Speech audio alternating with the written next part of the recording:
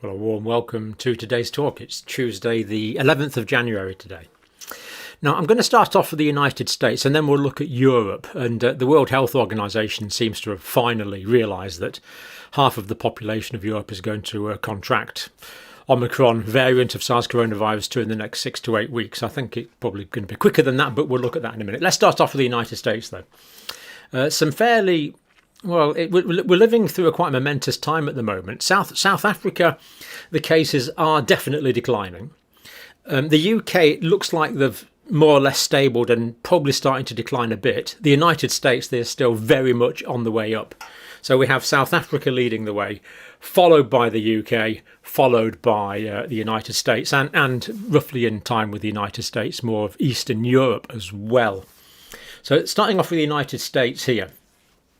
This is a Reuters report, 1.35 million new coronavirus infections. Now, Reuters here have confused infections with cases. They actually mean cases. Because of cases are those which are diagnosed, infections are those which occur, and of course we don't pick up all of the infections that occur, we only pick up the cases. So I think we can assume the number of infections in the United States is double that, perhaps 2 million, perhaps up to 3 million new infections per day in the United States. This is a really massive period of growth. If they can estimate there's 1.35 million diagnoses of cases, then the numbers are very high. Now, just to use this same sort of estimate, previous record was 1.03 million on the 3rd of January. Now, to be fair, this is Monday figures are, a lot of places, of course, don't report over the weekend. So Monday figures can be artificially higher in terms of cases, although, as we've said, an underestimate in terms of actual infections. So the average for the past week's been about 700,000 diagnosed cases per day, despite people not getting tested, despite the asymptomatic cases, despite the severe logistical difficulties that there have been with testing in the United States. Now, this only matters, of course, in terms of hospitalizations.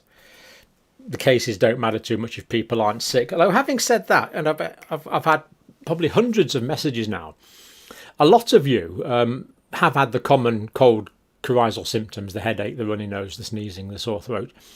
But an awful lot of you, and I haven't got a figure on this, but it's a large amount of you have reported you've actually been quite ill for quite a few days. But after being ill for a few days and feeling really pretty bad for a few days, you do seem to bounce back quickly, is the message we seem to be getting. And this is consistent with the idea of Omicron infecting the upper airways rather than infecting the lung tissue itself. But still, nothing to be trifled with. It's a real thing. But of course, for those few days feeling rough or ill, frankly ill, you get a lot of immunity. So, you know, if you can kind of reassure yourself with that, if you are going through a period of suffering at the moment. Hospitalizations hit an all-time high, doubled in the past 3 weeks, according to Reuters reports. 136,604 people hospitalised with COVID-19 on Monday, yesterday. Again, it's not really appropriate to talk about records. It's the highest amount, really, but 132,000 on January 2021. So you will see hospitalisations in winter 2022 are higher than hospitalisations in 2021, and that's 2022. So hospitalisations are an all-time peak now. And of course, a lot of staff are out sick. So it's strange. In the United States, you say out sick. So I believe in the UK we always say off sick. You always go off sick, not out sick. But it's the same. It's the same difference, I suppose. Not all of those necessarily feeling that ill, hopefully, but of course isolating because of COVID tests.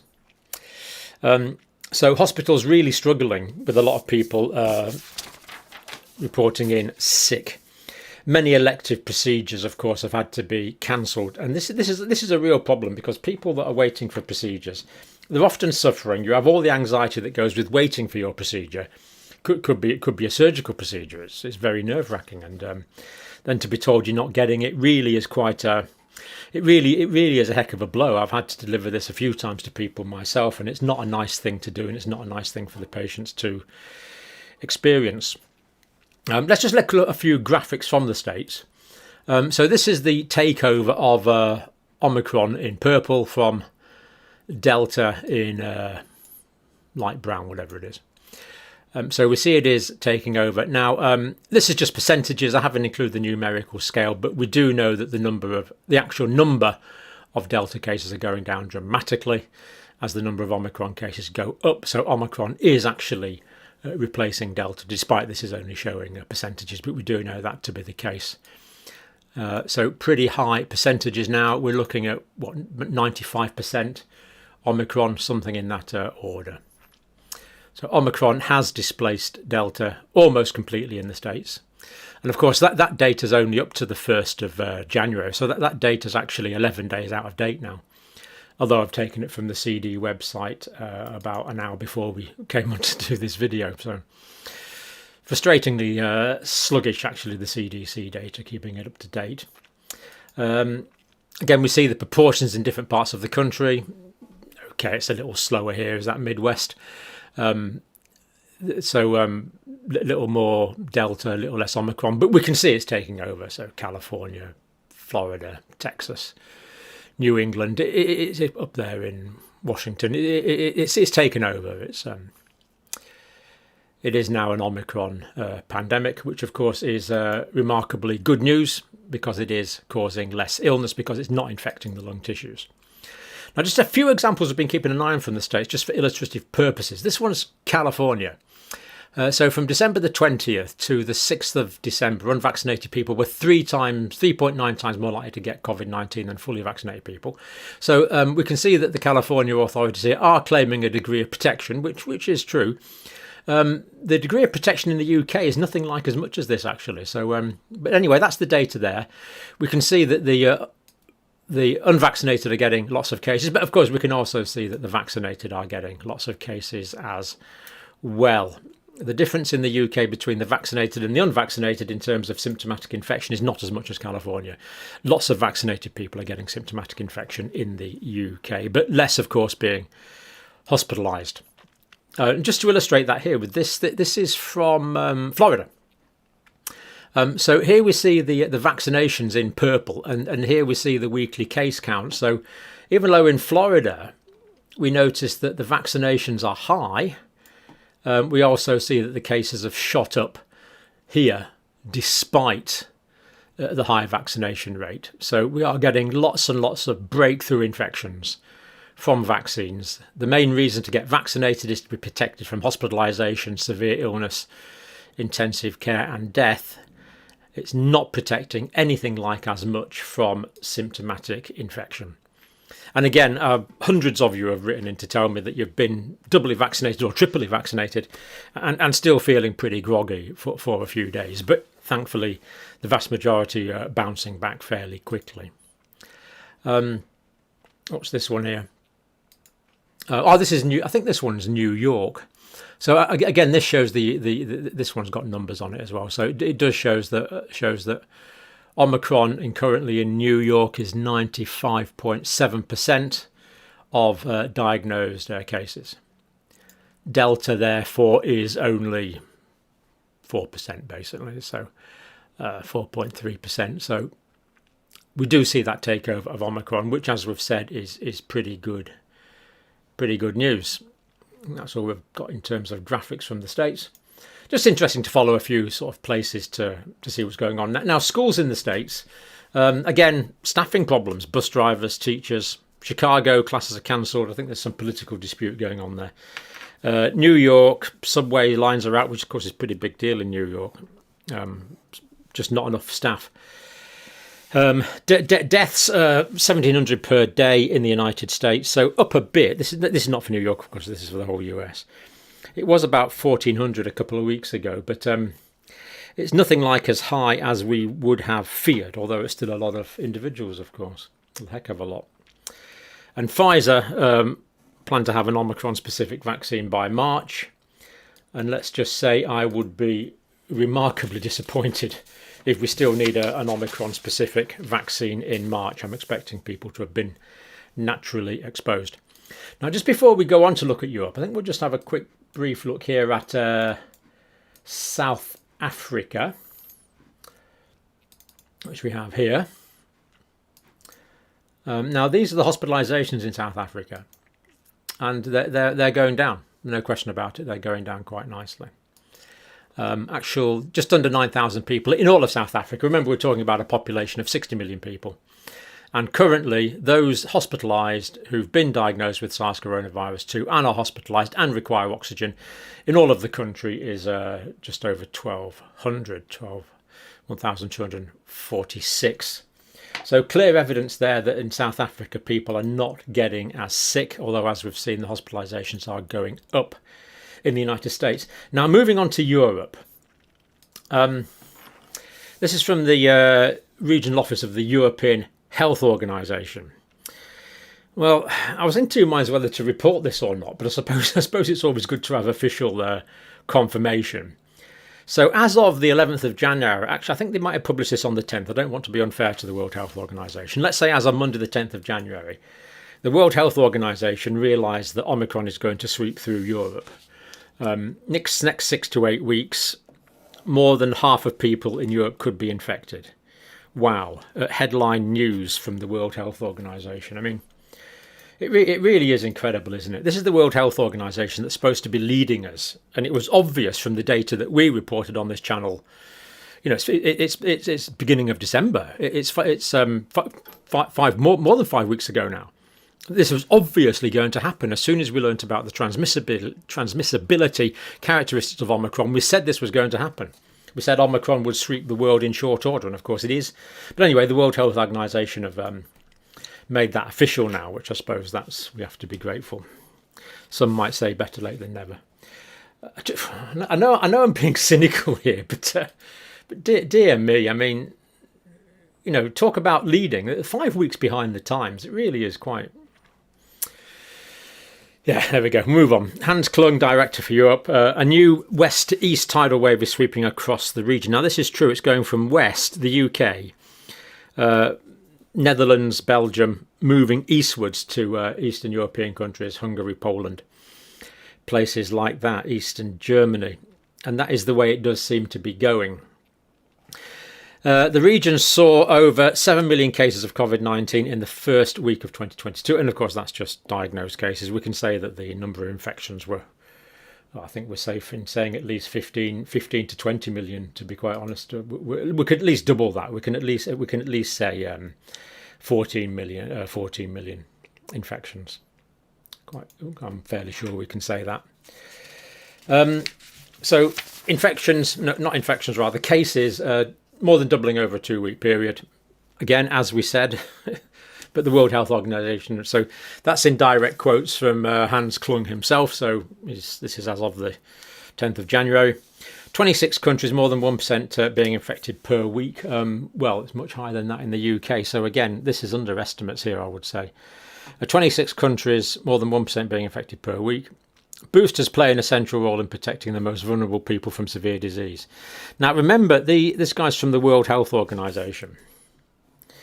Now, after all the World Health Organization have been saying about people in Western countries should not get boosters, they now have done a complete 180, it would appear to me, and they're saying, oh, well, actually, maybe you should get boosters because it's going to make you less likely to get sick and hospitalised and die. So, again, quite lamentable changes of position, quite lamentable leadership here, really, from the World Health Organization, in my view, but, you know, I'm only an outside advisor.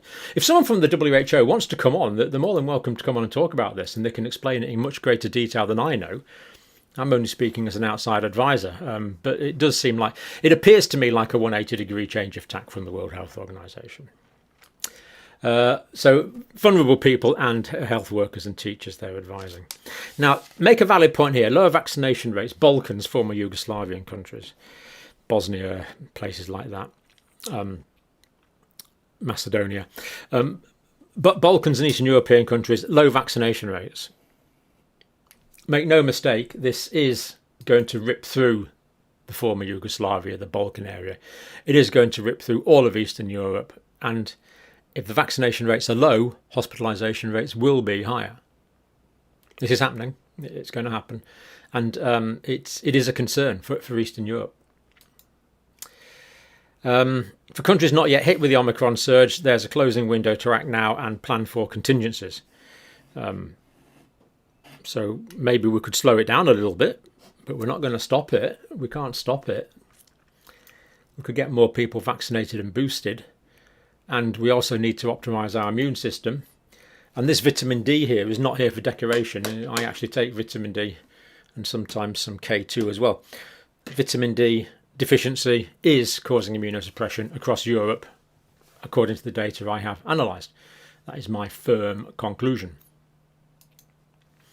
French Prime Minister, if we're to shut down classes as soon as there's the first case, bearing in mind the explosion of Omicron, so politicians using words like explosion of Omicron, all French schools would be closed in a matter of days. Now, he said this in response to changing from PCR testing to lateral flow testing. But it basically means that politicians are realising they have to pragmatically accommodate this virus. It is becoming endemic. I think that would be my reading between the lines there. Catherine Smallwood, WHO Senior Emergencies Officer. Some sense of predictability needed to move from the pandemic to the endemic phase. So because there's not a lot of predictability, Catherine Smallwood of the World Health Organization here is saying we have to consider ourselves in the pandemic phase. Now that's correct, but I think there is a little more predictability than the World Health Organization are letting on here. Omicron is going to run through Europe quicker, I believe, quicker than they said, and everyone's going to be infected with it, basically everywhere, or at least exposed to it, if not infected with it. But the World Health Organization here saying quite clearly we're still in the pandemic phase, not in the endemic phase. So we are still a ways off. We still have a huge amount of uncertainty. Again, direct quotes. Now, I just want to finish with some data from the United Kingdom. Just illustrates a few things here. Cases by date reported. Now, this is of today. Of course, this is not yet updated for Tuesday the 11th. But are we seeing a reduction in cases in the UK? Well, I think we probably are. Now, assuming, and it is a big assumption, assuming that cases accurately represent and are proportional to infections, this is interesting. It means a lot of people have already been exposed in the United Kingdom. All these people that have been exposed already, all of these people here who represent these bars will have now good levels of immunity to Omicron in the vast majority of cases. Is it starting to go down a bit? Probably. Is this good news? Yes, because it means there's more community immunity in the United Kingdom. Because these are cases, these are not being stopped by they are partly being stopped by vaccination. But I believe the main reason these are being stopped is because of natural exposure now to one of the variants of SARS coronavirus 2, and millions of us have been exposed to SARS coronavirus 2 in the past week or two of the Omicron strain. So I think that is encouraging. A few more days yet to know, but that's probably fairly encouraging. Patients in hospital. Now, this is still going up. It's still going up. It's not at an outrageous level. It's nothing like as high as it was. We're not making records, unfortunately, as the United States is. But it's compounded by the fact that so many people are off sick and isolating. So there are problems because of the logistics of isolation. And of course, we get busier in winter anyway. But hospitalizations are increasing. Now, if it is true that the infections are going down here, then it won't be long, be about another 10 days, and that will be reflected in hospitalizations starting to drop off. So from the data we have at the moment, we can say it's likely that hospitalizations in the UK will level off over the next 10 days and start to go down in the next couple of weeks. That is likely, if that is a genuine reduction in cases. And people are intimating quite strongly that there is a genuine reduction in the UK. So as I said, South Africa first, then the UK, then the United States, in that order. The United States is very much still in its massive growth phase. Patients in mechanical ventilated beds. Now, this is for the UK as a whole, and we see it's flat. Despite the millions and millions of extra cases of Omicron. And of course, this would, let's be quite clear about this, if this was causing a surge of patients in intensive care within 10 days to 4 weeks after infection, this would have fed through by now, and it hasn't. This is remarkably good news. And of course, each intensive care bed is remarkably resource hungry. Very expensive process in terms of finance, in terms of hospital facilities, in terms of oxygen use, in terms of drug use, and of course in terms of specialist expertise, nursing expertise, medical expertise, physiotherapy expertise, pharmacological expertise. Very, very intensive process, literally. Well, that's why it's called intensive care. And it's not going up. So that is remarkably good news, completely consistent with the upper respiratory nature of Omicron as opposed to the lower respiratory nature of Omicron. So there we go. That's the way it's going. The engine is South Africa, the tender is the UK, and the first carriage is the United States. Where we are now, the United States will be in, that's a good question, in perhaps 3 weeks-ish. Is it about 3 or 4 weeks behind? Something like that. So a difficult time ahead in the United States for the next few weeks in terms of increasing cases. Cases probably going to peak at the end of January in the United States. But hospitalizations are going to remain a challenge well into February. Okay, that is a bit of my reading of the situation as of today. And as always, thank you very much for watching.